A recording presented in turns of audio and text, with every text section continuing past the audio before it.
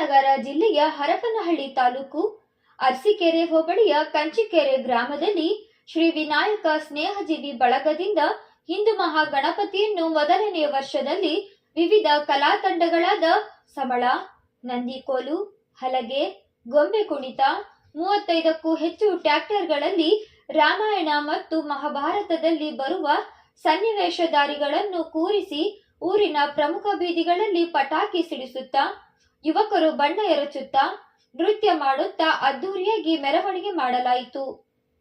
ಈ ಸಂದರ್ಭದಲ್ಲಿ ವ್ಯವಸ್ಥಾಪಕರಾದ DG Krishna, Prashanth, MH Rajappa, Kenchappa, M Ashoka, G Jyothyappa, B Jagadeeshappa, Kotresh, Harish, ಕಲಾವಿದರು ಹಾಗೂ ಊರಿನ ಮುಖಂಡರು ಪಾಲ್ಗೊಂಡಿದ್ದರು.